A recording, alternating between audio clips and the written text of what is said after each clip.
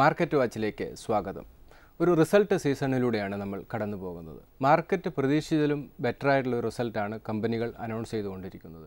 അതുകൊണ്ട് തന്നെ മാർക്കറ്റ് ചെറിയ രീതിയിലെങ്കിലും ഒരു പോസിറ്റീവ് സോണിൽ കണ്ടിന്യൂ ചെയ്യാനുള്ള ഒരു ചെറിയ റീസൺ ഈ ഒരു ബെറ്ററായിട്ടുള്ള റിസൾട്ടുകൾ തന്നെയാണ്. മാർക്കറ്റിൻ്റെ പ്രതീക്ഷയ്ക്കൊത്ത് ഉയരാൻ TCS, Bajaj auto, Reliance industries പോലെയുള്ള കമ്പനികൾക്ക് കഴിഞ്ഞില്ല.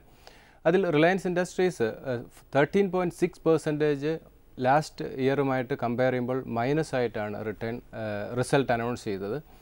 അത് റിഫൈനിങ് ആൻഡ് പെട്രോകെമിക്കൽ സെക്ടറിലുണ്ടായ ഒരു തിരിച്ചടി തന്നെയാണ് അവർ ഇത്രയും മോശമായിട്ടുള്ള റിസൾട്ട് അനൗൺസ് ചെയ്യാനുള്ള കാരണമുണ്ടായത്.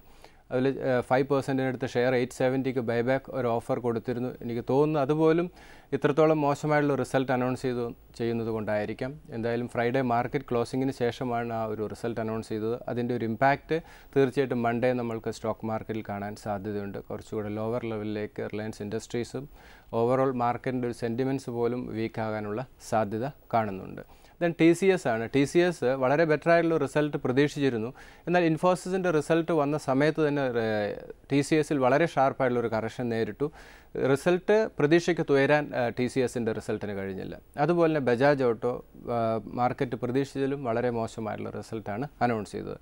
ഇതിൽ പ്രധാനമായിട്ടും 3 കമ്പനികൾ, ഒന്ന് Reliance industries, Bajaj auto and TCS, ഈ 3 കമ്പനികൾക്കാണ് മാർക്കറ്റിൻ്റെ പ്രതീക്ഷയ്ക്ക് ഉയരാൻ സാധിക്കാതിരുന്നത്. എന്നാൽ ബാങ്കിങ് സെക്ടറിൽ പ്രതീക്ഷിച്ചതിലും ബെറ്ററായിട്ടുള്ള റിസൾട്ട് അനൗൺസ് ചെയ്തു. അതിൽ സിൻഡിക്കേറ്റ് ബാങ്ക്, അതുപോലെ south Indian bank, axis bank പോലെയുള്ള ബാങ്കിങ് സെക്ടർ വളരെ പോസിറ്റീവായിട്ടുള്ള റിസൾട്ട് അനൗൺസ് ചെയ്തു. അതിൽ സൗത്ത് ഇന്ത്യൻ ബാങ്ക് 32% ബെറ്ററായിരുന്നു. ഇൻലൈൻ വിത്ത് എക്സ്പെക്റ്റേഷൻ ആയിരുന്നു. മാർക്കറ്റിൻ്റെ പ്രതീക്ഷയ്ക്ക് ഉയരാൻ സൗത്ത് ഇന്ത്യൻ ബാങ്കിൻ്റെ റിസൾട്ടിന് കഴിഞ്ഞു. എന്നാൽ ആക്സിസ് ബാങ്ക് മാർക്കറ്റിൻ്റെ പ്രതീക്ഷയ്ക്കും ഉപരിയായിട്ടുള്ള ഒരു റിസൾട്ട് അനൗൺസ് ചെയ്തു. ആ റിസൾട്ടിന് മുമ്പ് തന്നെ സ്റ്റോക്ക് വളരെ ഷാർപ്പായിട്ടുള്ള ഒരു റിക്കവറി നമ്മൾ കണ്ടിരുന്നു. 24% ബെറ്ററായിരുന്നു. 1102 കോടി രൂപയാണ് നെറ്റ് പ്രോഫിറ്റ് പോസ്റ്റ് ചെയ്തത്. Then syndicate bank 27% ബെറ്ററായിരുന്നു. മാർക്കറ്റ് പ്രതീക്ഷിച്ചതിലും വളരെ ബെറ്ററായിട്ടുള്ള ഒരു റിസൾട്ട് അനൗൺസ് ചെയ്തു. അതുപോലെ HDFC ബാങ്ക് ഇൻലൈൻ വിത്ത് എക്സ്പെക്റ്റേഷൻ ആയിരുന്നു. മാർക്കറ്റിൻ്റെ പ്രതീക്ഷിച്ചതുപോലെ തന്നെ ഒരു റിസൾട്ടായിരുന്നു അനൗൺസ് ചെയ്തത്. ലാസ്റ്റ് വീക്ക് വന്ന മോശം റിസൾട്ട് എന്ന് പറയുന്നത് പ്രധാനമായിട്ടും ഈ 2 കമ്പനികളാണ് പ്രധാനമായിട്ടും മോശം റിസൾട്ട് അനൗൺസ് ചെയ്യുന്നത്. TCS അതുപോലെ തന്നെ റിലയൻസ് ഇൻഡസ്ട്രീസ്. IT സെക്ടറിൽ HCL ടെക്നോളജി വളരെ പോസിറ്റീവായിട്ടുള്ള റിസൾട്ട് അനൗൺസ് ചെയ്തു. 43% ബെറ്ററായിരുന്നു. അതുപോലെ തന്നെ വിപ്രോ 10% ബെറ്ററായി വളരെ പോസിറ്റീവായിട്ടുള്ള ഒരു റിസൾട്ട് അനൗൺസ് ചെയ്തു.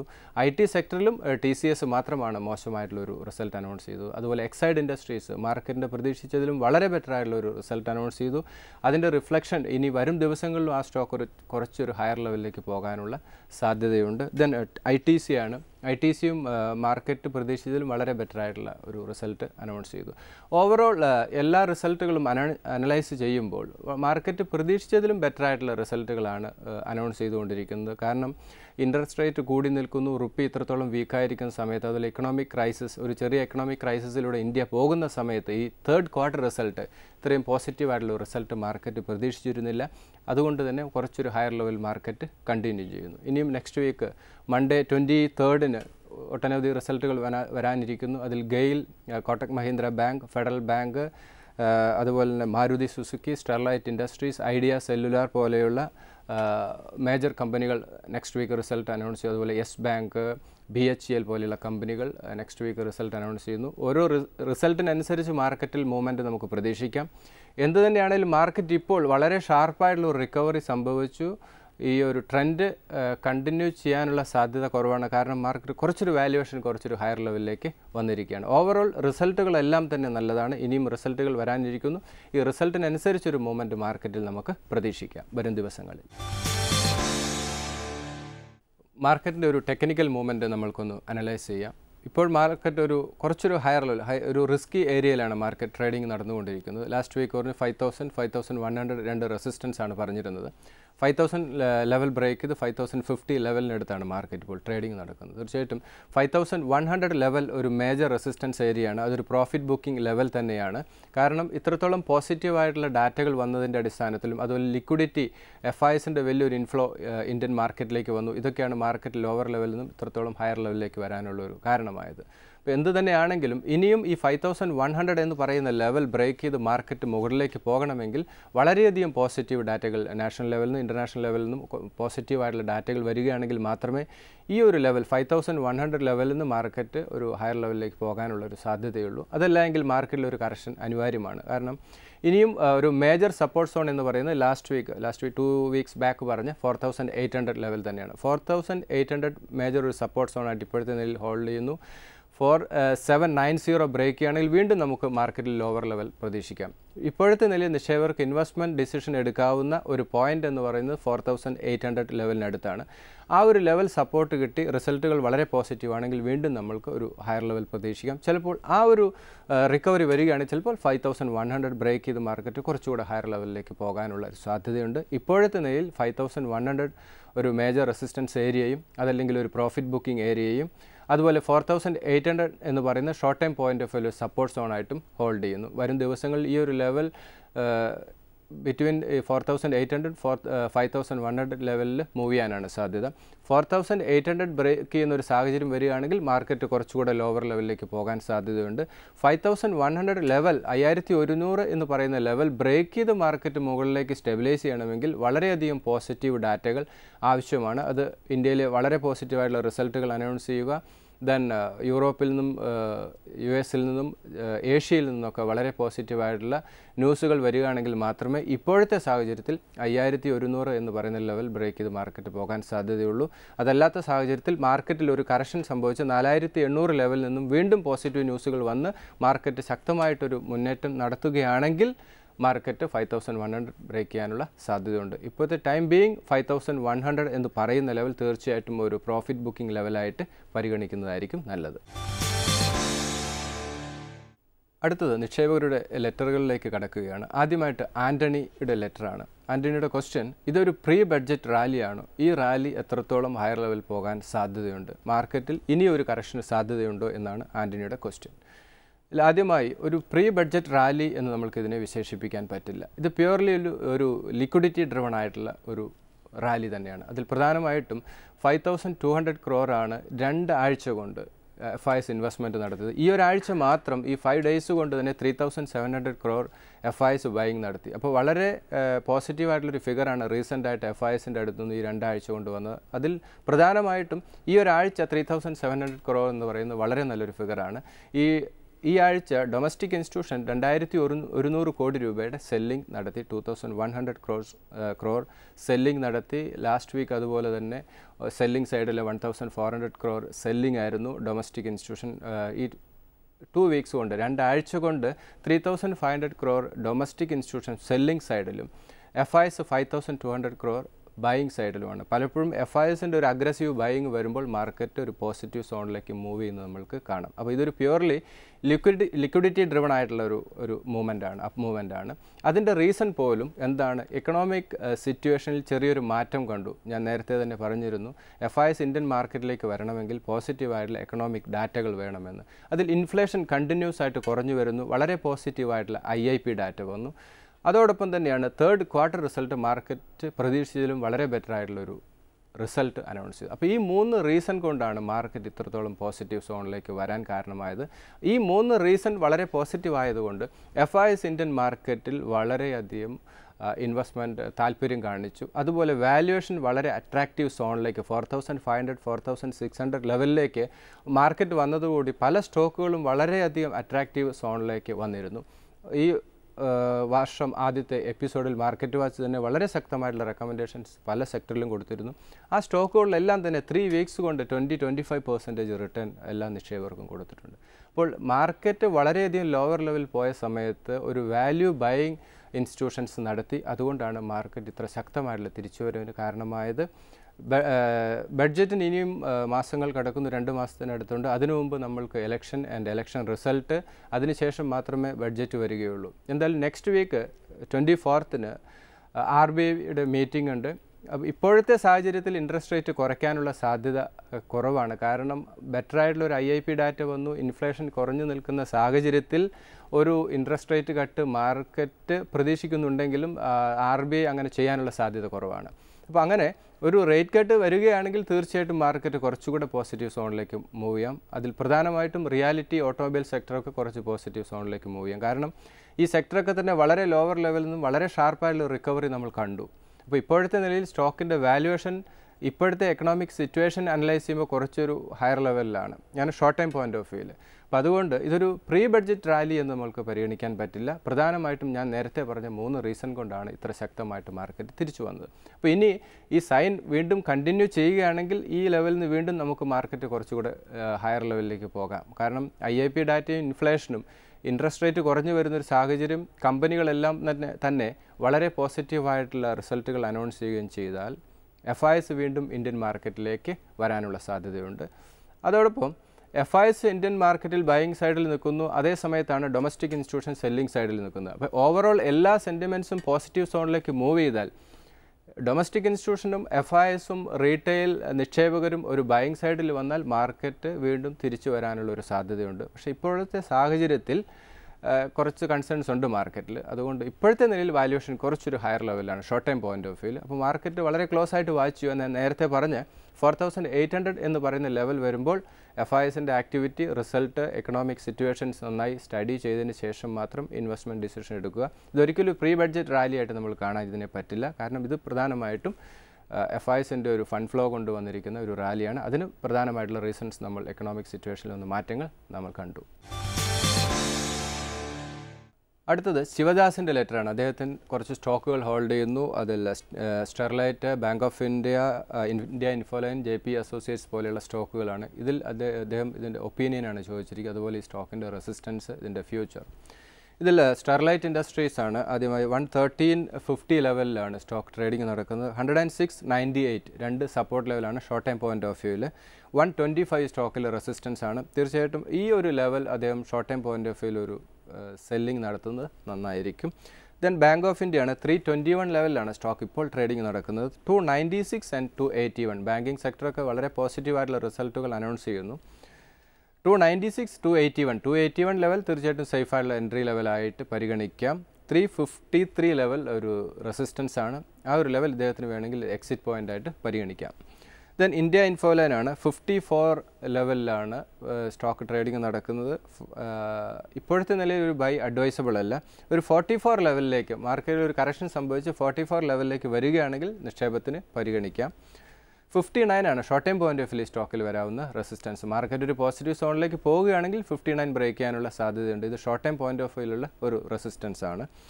ദെൻ JP അസോസിയേറ്റ്സ് 67 ലെവലിലാണ്. വളരെ ഷാർപ്പായിട്ടുള്ള റിക്കവറി JP അസോസിയേറ്റ്സിൽ വന്നു. കാരണം നിക്ഷേപരെ സംബന്ധിച്ച് ലോവർ ലെവൽ ബൈയിങ് നടത്തിയ നിക്ഷേപർക്ക് വളരെ ഷാർപ്പായിട്ടുള്ള റിക്കവറി വന്നു, വളരെ നല്ല റിട്ടേൺ ലഭിച്ചു. ഇപ്പോഴത്തെ വീണ്ടും ഒരു എൻട്രി ലെവൽ ഫസ്റ്റ് സപ്പോർട്ട് ലെവലായിട്ട് ഹോൾഡ് ചെയ്യുന്നത് 60 ആണ്. 54 ലെവലായിരിക്കും സേഫായിട്ടുള്ളൊരു എൻട്രി. മാർക്കറ്റിൽ വീണ്ടും ഒരു കറക്ഷൻ വരിക, കാരണം ഇത്രത്തോളം ഹയർ ലെവലിലേക്ക് ഈ സ്റ്റോക്ക് കയറി വന്നതുകൊണ്ട് ഇപ്പോഴത്തെ നിലയിൽ ഒരു ഫ്രഷ് ബൈ JP അസോസിയേറ്റ്സിൽ അഡ്വൈസബിൾ അല്ല. കാരണം ഒരു 74-75 ലെവൽ ഒരു മേജർ റെസിസ്റ്റൻസ് ഏരിയയാണ്. ആ ഒരു ലെവൽ വന്നതിന് ശേഷം വീണ്ടും കറക്ഷനുള്ളൊരു സാധ്യതയാണ്. അതുകൊണ്ട് ഷോർട്ട് ടൈം പോയിൻ്റ് ഓഫ് വ്യൂവിൽ JP അസോസിയേറ്റ്സ് എന്നല്ല എല്ലാ സ്റ്റോക്കിലും ഇപ്പോഴത്തെ short time point of view investment be advisable അല്ല.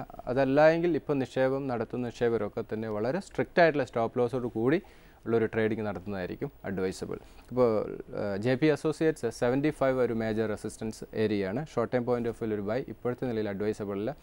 60 വളരെ ക്ലോസ് ആയിട്ട് വായിച്ചു. ആ ഒരു ലെവൽ സപ്പോർട്ട് ലഭിക്കുന്നുണ്ട്. ആ ഒരു ലെവൽ എൻട്രി അഡ്വൈസബിൾ ആണ്. ദെൻ 54 തീർച്ചയായിട്ടും ഒരു സേഫ് എൻട്രി ലെവൽ തന്നെയാണ്. പലപ്പോഴും നോർമലി മാർക്കറ്റിൽ വലിയൊരു കറക്ഷൻ സംഭവിക്കുമ്പോൾ എല്ലാ ന്യൂസുകളും വളരെയധികം നെഗറ്റീവ് ആയിരിക്കും. അപ്പോൾ 54 ലെവൽ JP അസോസിയേറ്റ്സ്, അതല്ലെങ്കിൽ ഇപ്പോൾ നമുക്കറിയാം axis bank, Reliance industries, syndicate bank ഒക്കെ 70 ബിലോ, ആക്സിസ് ബാങ്ക് 800 ബിലോ ഒക്കെ പോകുമ്പോൾ നിക്ഷേപരെ സംബന്ധിച്ച് അവർ ബൈയിങ് നടത്തില്ല. കാരണം എല്ലാ ന്യൂസുകളും വളരെ നെഗറ്റീവാണ്. അതുകൊണ്ടാണ് മാർക്കറ്റ് വാച്ച് പലപ്പോഴും പറയുന്നത് അങ്ങനെ എല്ലാ നെഗറ്റീവ് ന്യൂസുകളും വരുമ്പോൾ മാർക്കറ്റിൻ്റെ വാല്യുവേഷൻ വളരെ ചീപ്പർ വാല്യുവേഷൻ വരുമ്പോൾ നമ്മൾ നിക്ഷേപം നടത്തുക. അവിടെ ആ പോയിന്റിൽ നിന്ന് മാർക്കറ്റ് വളരെ ശക്തമായിട്ട് തിരിച്ചു വരും. ഇപ്പോൾ എന്താ എക്കണോമിക് സിറ്റുവേഷനിലൊക്കെ മാറ്റം വന്നു, ന്യൂസുകളൊക്കെ വളരെ പോസിറ്റീവായിട്ടുള്ള ന്യൂസുകൾ വരുന്നു. ഈ ന്യൂസുകളൊക്കെ സ്റ്റോക്ക് മാർക്കറ്റ് എന്ന് പറയുന്ന ഫ്യൂച്ചറാണ്, ഞാൻ എപ്പോഴും പറയുന്നു. അത് ഡിസ്കൗണ്ട് ചെയ്ത് കഴിഞ്ഞു. അപ്പോൾ ഇനി നമ്മളിതൊക്കെ മനസ്സിലാക്കി എല്ലാം ഇൻഫ്ലേഷൻ കുറഞ്ഞു, IIP ബെറ്ററായി, ഇൻട്രസ്റ്റ് റേറ്റ് കുറയ്ക്കാനുള്ള സാധ്യതയൊക്കെ കണ്ട് നമ്മൾ ഇൻവെസ്റ്റ്മെൻറ്റ് നടത്താൻ മാർക്കറ്റിലേക്ക് വരുമ്പോൾ മാർക്കറ്റ് ഹയർ ലെവലായിരിക്കും. അതൊരു കറക്ഷൻ പോയിൻ്റ് ആയിട്ട് ചിലപ്പോൾ വരാം. അപ്പോൾ അതുകൊണ്ട് നിക്ഷേപകർ വാല്യുവേഷൻ വളരെ ചീപ്പർ വാല്യുവേഷനിൽ വരുമ്പോൾ ചുറ്റും വളരെ നെഗറ്റീവായിട്ടുള്ള ന്യൂസുകൾ വരുമ്പോൾ മാത്രം ഇൻവെസ്റ്റ്മെൻറ്റ് നടത്തുന്ന ഡിസിഷനായിരിക്കും നല്ലത്. എല്ലാ നല്ല രീതിയിലായി കഴിയുമ്പോൾ ഇൻവെസ്റ്റ്മെൻറ്റ് നടത്താം എന്ന് വിചാരിക്കുമ്പോൾ സ്റ്റോക്ക് മാർക്കറ്റ് ഫ്യൂച്ചറാണ് എത്രയോ ഹയർ ലെവലിലേക്ക് പോയിട്ടുണ്ടാവും.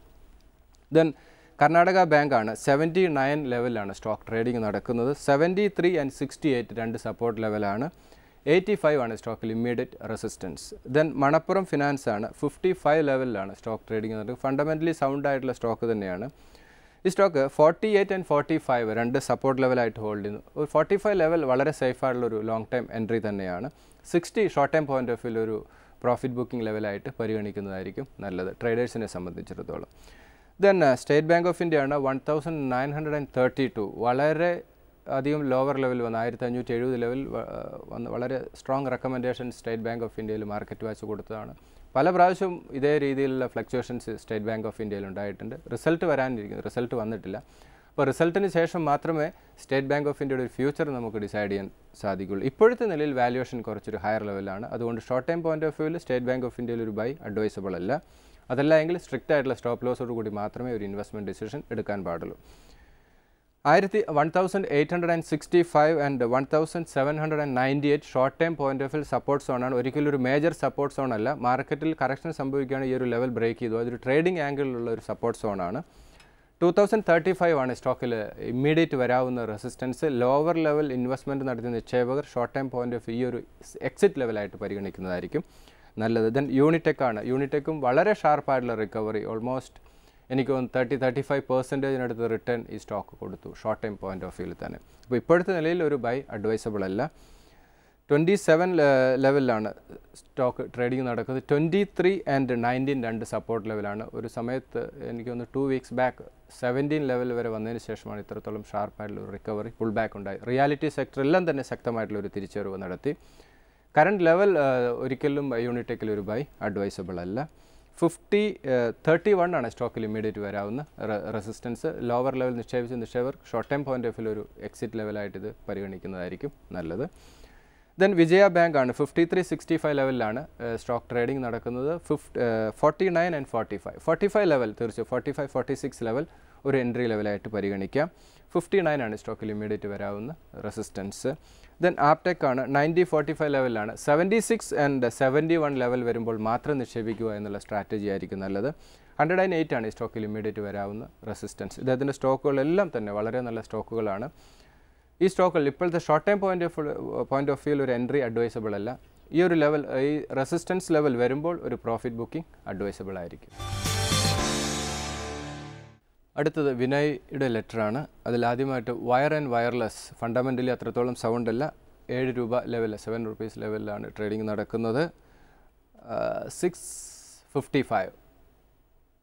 rupee 55 പൈസയാണ് ഫസ്റ്റ് സപ്പോർട്ട്. ദെൻ 6 രണ്ട് ഫണ്ടമെൻ്റലി സൗണ്ടിൽ, അതുകൊണ്ടൊരു സ്ട്രോങ് ബൈ റെക്കമെൻഡേഷൻ ഇപ്പോഴത്തെ നിലയിൽ അഡ്വൈസബിൾ. 7 rupee 90 പൈസയാണ് സ്റ്റോക്കിൽ റെസിസ്റ്റൻസ്.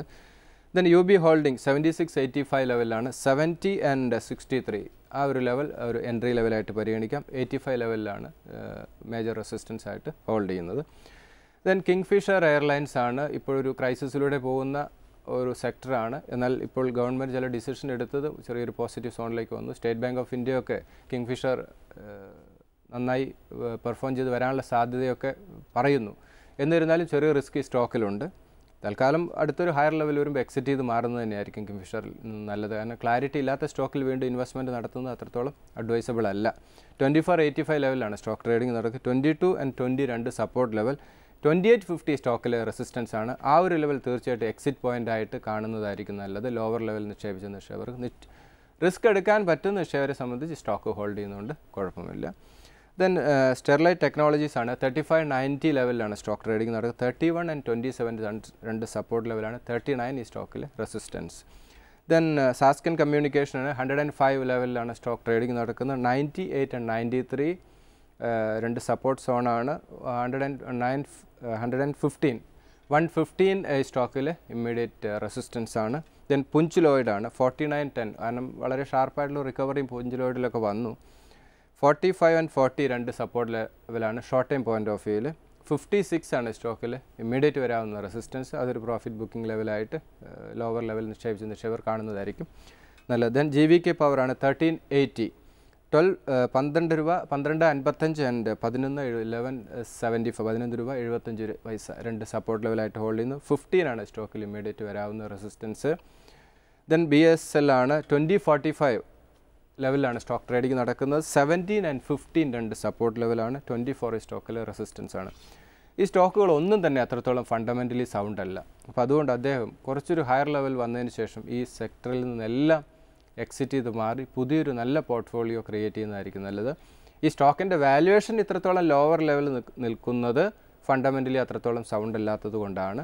അതുകൊണ്ട് ഈ സ്റ്റോക്കുകൾ കുറച്ചൊരു ഹയർ ലെവൽ വരുമ്പോൾ ഇതിൽ GVK, പുഞ്ചിലോയിഡ്, അതുപോലെ തന്നെ Sterlite technologies, UB holding fundamentally കുറച്ച് സൗണ്ടാണ്. ബാക്കി സ്റ്റോക്കുകളൊക്കെ തന്നെ ഫണ്ടമെൻ്റലി വളരെ മോശമാണ്. അപ്പോൾ ആ സ്റ്റോക്കിൽ നിന്ന് എക്സിറ്റ് ചെയ്ത് പുതിയ ഒരു പോർട്ട്ഫോളിയോ ക്രിയേറ്റ് ചെയ്യുന്നതായിരിക്കും നല്ലത്. മാർക്കറ്റ് കുറച്ചൊരു ഹയർ ലെവലിലാണ് ട്രേഡിംഗ് നടക്കുന്നത്. അതുകൊണ്ട് നിക്ഷേപകർ ഒരു കോഷ്യസ് അപ്രോച്ച് എടുക്കുന്നതായിരിക്കും സ്റ്റോക്ക് മാർക്കറ്റിൽ നല്ലത്. 5100 ആണ് ഒരു മേജർ റെസിസ്റ്റൻസ് ആയിട്ട് ഹോൾഡ് ചെയ്യുന്നത്. അതുപോലെ നെക്സ്റ്റ് വീക്ക് വരാനുള്ള റിസൾട്ടുകളൊക്കെ തന്നെ വളരെ നന്നായിട്ട് സ്റ്റഡി ചെയ്തതിന് ശേഷം മാത്രം ഇൻവെസ്റ്റ്മെൻറ്റ് ഡിസിഷൻ എടുക്കുന്നതായിരിക്കും നല്ലത്. മാർക്കറ്റിൽ വളരെ ഷാർപ്പായുള്ള കറക്ഷൻ സംഭവിക്കുമ്പോൾ മാത്രം ഇൻവെസ്റ്റ്മെൻറ്റ് നടത്തുക. അതും ഫണ്ടമെൻ്റലി വളരെ സൗണ്ടായുള്ള ഓഹരികൾ. റിക്കവറി വരുമ്പോൾ ഈ സ്റ്റോക്കുകൾ വളരെ ഷാർപ്പായിട്ട് തിരിച്ചു വരും. ആ എക്സിറ്റ് റാലി അല്ലെങ്കിൽ ആ പുൾ ബാക്ക് റാലി എക്സിറ്റ് ചെയ്ത് മാറുന്ന സ്ട്രാറ്റജി ആയിരിക്കും വരും ദിവസങ്ങളിൽ നല്ലത്. റിസൾട്ടിനനുസരിച്ച് ഓരോ സ്റ്റോക്കിലും മൂവ്മെൻറ്റ് നമ്മൾക്ക് പ്രതീക്ഷിക്കാം. നെക്സ്റ്റ് വീക്ക് 24th RBIയുടെ റിവ്യൂ മീറ്റിംഗ് വരുന്നു. ആ മീറ്റിങ്ങിൽ മേജറായിട്ടുള്ള എന്തെങ്കിലും ഡിസിഷൻ പ്രതീക്ഷിക്കാം. അങ്ങനെ ഒരു മേജർ ഒരു റേറ്റ് കട്ട് വരികയാണെങ്കിൽ മാർക്കറ്റ് അതിനോട് പോസിറ്റീവായിട്ട് റിയാക്ട് ചെയ്യാനുള്ള സാധ്യതയുണ്ട്. മാർക്കറ്റ് വാച്ചിൻ്റെ ഈ എപ്പിസോഡ് ഇവിടെ അവസാനിക്കുന്നു. വീണ്ടും അടുത്തയാഴ്ച ഇതേ സമയം. നമസ്കാരം.